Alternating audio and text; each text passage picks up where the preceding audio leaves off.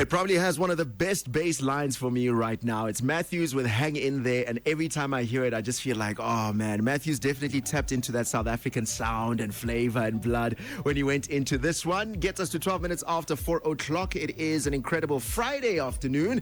It's the 21st of August, and you're listening to Drive 326 on Impact 103. My name is Kgosi Rankhumise, and if you don't know, this show is proudly sponsored by Newberry Property Group. And remember, through this month of August, albeit in its last stretch, Newberry Property Group, in partnership with Moraleta Motors, invites you to support a great cause at the Pits for Mits Charity Golf Day on the 26th of August at the Wingate Park Country Club. Now, all the proceeds that will be that day and donations will benefit the Volleys Animal Shelter.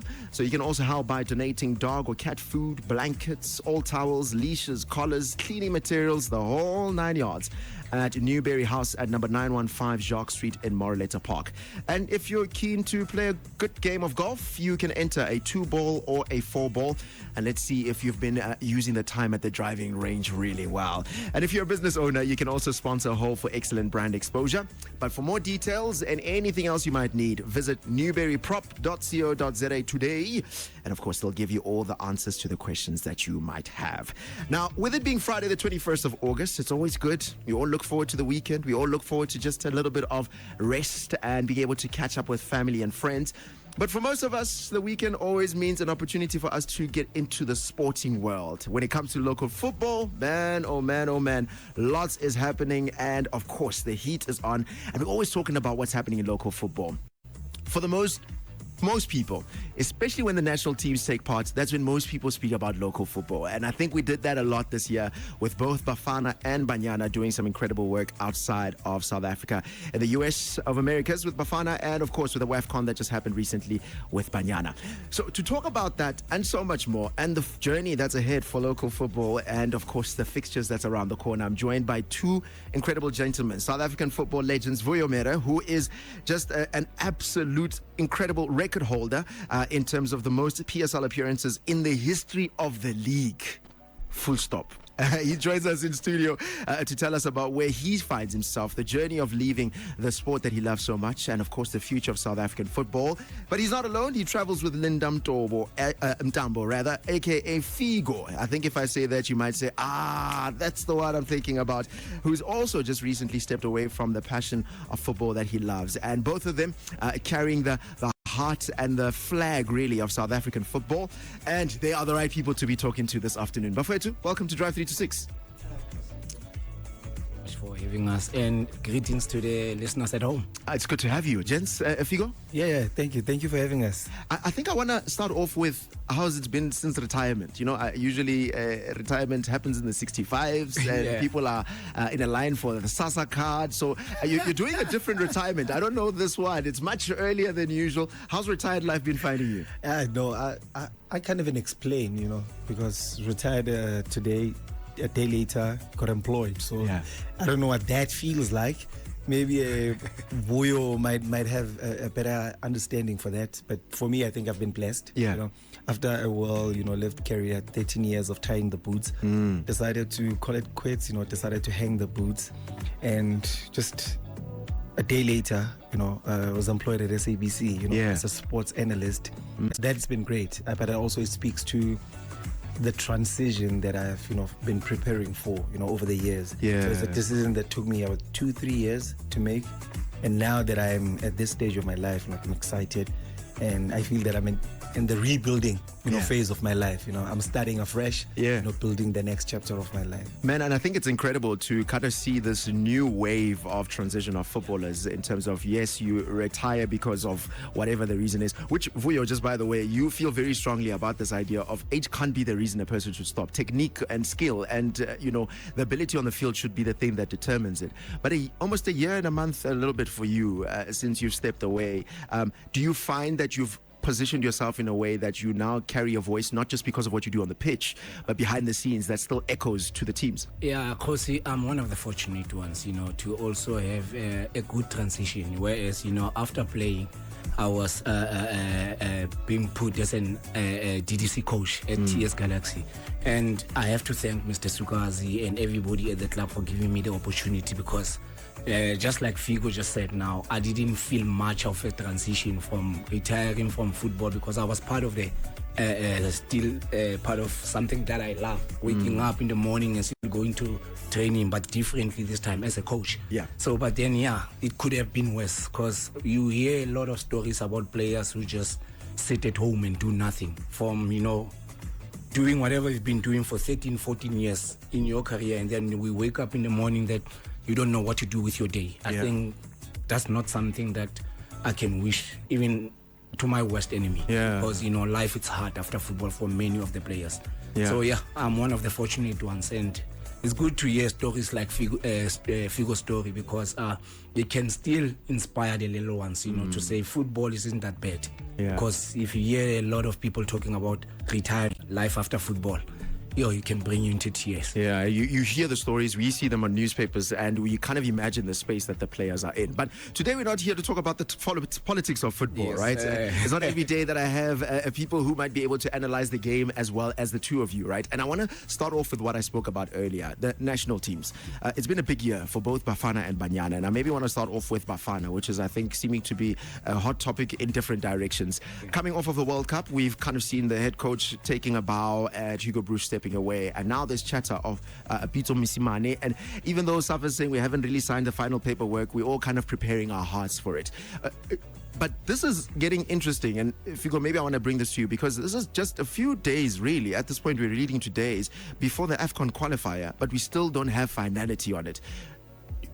Should we be worried? Let me get straight to the question. Yes, certainly, yes. We should be worried, and it just puzzles me that as South African Football Federation, why aren't we, proactive with the decisions we make? We've seen at the World Cup, a lot of teams, had their coaches being sacked, but the next day, a coach was hired. I'd give you an example. What we saw now with the indomitable Lionesses, that's Cameroon, winning the WAFCON. If you know the story, when Cameroon couldn't qualify for the WAFCON, bowing out to Algeria, the coach was sacked. But immediately a day later, the goalkeeper coach was then brought in at the helm, right? And immediately what Samuel Eto'o did as the president, hired Dimitri Lipov, one of the best travel technicians in football, been with Lyon, been with PSG, has had stints in China, was with the Russian national team, was brought in to help the goalkeeper coach assemble a team going into the WAFCON. So already that speaks to the contribution towards the coach as well, and the association to say, yes, we might have given you the position as a coach, but we still support you. Remember, because no man is an island. At the end of the day, when the national team wins, it's not the coach that gets the praise. It's also the association, the mother body that also gets that. So with us, I don't understand why it takes us so much time for us to move forward. Because at this point in time, we are also getting now more problems. Majority of our core players in the Bafana team are getting injured.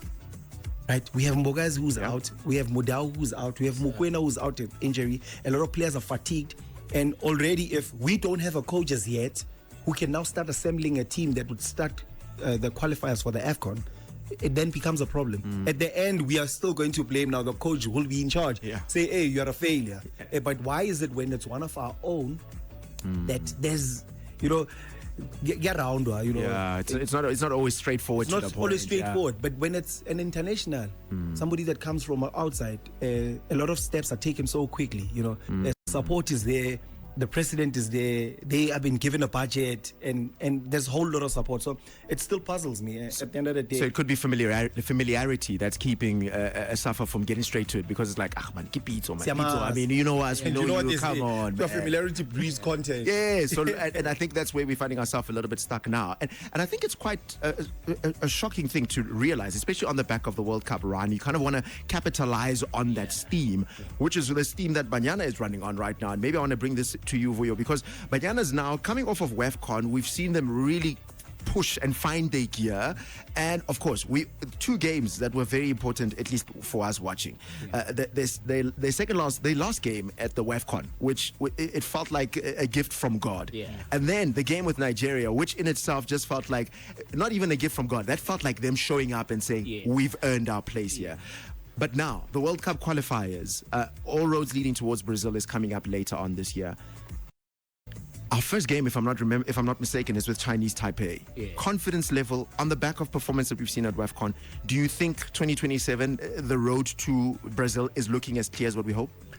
It's not going to be easy and easy ride, Kgosi, because you can't take anybody lightly in this tournament, because for them to be in the qualifiers, it speaks volumes about the quality in their team. Yeah. So now, yes, we've done well to qualify to stand a chance in playing in the qualifiers to go there. So I don't think we must underestimate anyone. Yeah. But then at least we've got the momentum now. We've just beaten Nigeria. The confidence is there. Yeah. And now Coach Desiree's got a more pool of players to choose from. I think UJ just won a cup now, and there's a couple of youngsters now that are doing well and coming up, raising their hands, wanting to represent the country. So yeah, this is what we want as a country. You know, we have time now with the coach to prepare for these qualifiers. Now again, like Figo said, going back to this Bafana coach issue, we knew before the World Cup that there was a possibility that Hugo Broos was going to leave us, but then we still didn't prepare for it. Why wait until now? So now we're expecting miracles again when a new coach takes over, which is pretty unfair. Sure. I want to bring it back home. Of course, tomorrow is a big one. The MTN 8 is taking place. Kukune United, Orlando Pirates. It's a massive fixture. I think especially for you, Figo, because you're just like, no, it's just a formality. Kukune is just going straight to the final and winning the cup. But they're going against someone who's won the cup. I don't think I want to try count the years, because we don't have enough time on radio. But let's speak about particularly to the camp of Orlando Pirates. Earlier today, we all kind of woke up to the news of Diano, who was saying, hey, this is not so much Diano himself, the team actually announcing, and we all kind of feeling like, hey guys, this is all happening too many times too often. But I want to speak a little bit towards, the supporters, the fans, and the Orlando Pirates lovers. I mean, it's on the brink of a big game tomorrow. They've just had these blowing news, but you've been in that position as someone who's been through it once. What do you think is the message that will encourage a supporter of Pirates, not for their own sake, for their team, but especially for the player who's just stepped away from the world of football that they love so much? Look, I don't think it would be a huge blow for Orlando Pirates or at all. Why so? Not disrespecting, Diano's quality, but he hasn't been getting game time. The team has been winning without him. In that right back position, they've always had Usbilibili being the starter at right back, and now that they've got Ukampani Lungu, and his first game in the MTN 8 came on, scored a last minute winner in extra time. So that alone also tells you, because Kampani originally, he's also a right back, somebody that plays as a wing back, and you look at how Pirates play. Obviously they play with full backs who always play high and wide, and I think that's where Diano struggles a lot. Defensively I think he's solid, but I think for him and his future, I think he had to make the move. Yes, Pirates might have been the ones that put out the statement, but I think conversations were had between both parties to say, what do you think? Probably you aren't guaranteed game time. Looking at your age, looking at where you are, you probably still want to be in that Bafana team. And the less games you play, you are unlikely to be selected for Bafana. So what's best for you? And I think Piano probably might have thought that this is the better way. So this is like a move in his favor, is at least the way you're looking at it for the long term. Certainly is. Because when you look at it, the more you stay, I was there at Pirates, right? So I was there for 4 seasons, and had moments where I wasn't playing. And I remember my last conversation with the chairman before I left. The chairman said to me, look, I know you still have a contract with us, but it's up to you. Do you want to see off your contract another year where you're coming in and out, and I know the quality that you have as a player?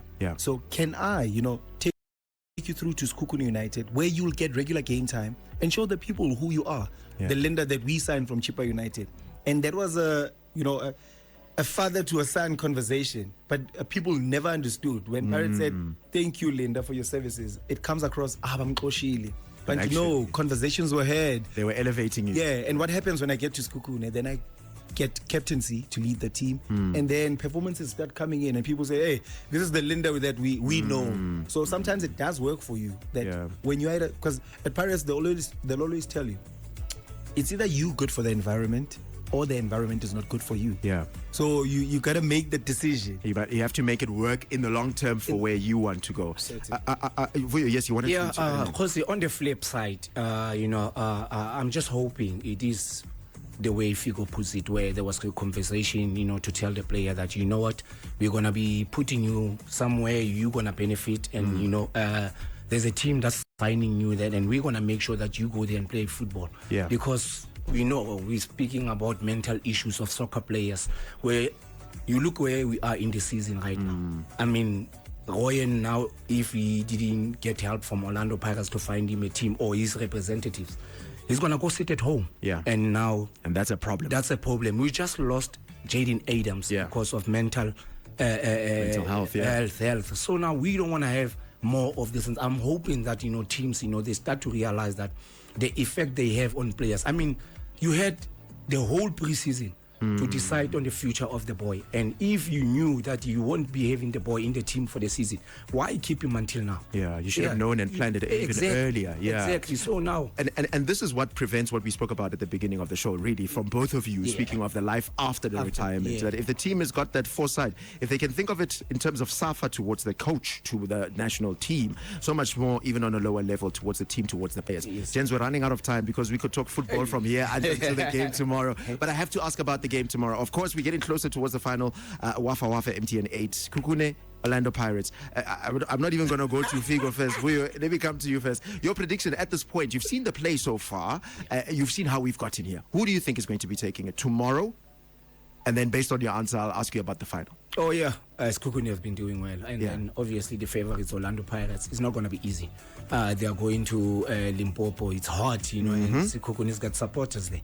So, but then Pirates, when it comes to this competition, you just go all the way. Yeah. So I think they still want to break record and go over and over again. So I'll give it to Orlando Pirates. Ask Figo. Every good thing has to come to an end. And you think this is the time? I think this is the season. Yeah, this is the time. and look, man, and going back to the previous games in the competition, look at Pirates strong against Durban City, scoring at the last minute. Yes. And you look at on the other side, that is Kukun. 3 goals.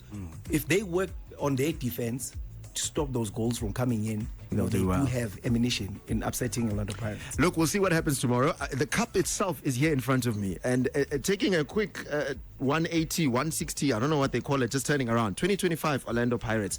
All these other spaces here. 2024 Orlando Pirates. 2023 Orlando Pirates. You see why I say I don't want to count, because we'll be here for forever. So we'll see what happens when the final comes, and then of course predictions for the score tomorrow. Figo? 2-1 to Skukune. 2-1 to Skukune. 2-1 to Pirates. 2-1 to Pirates. And I wonder what your prediction is.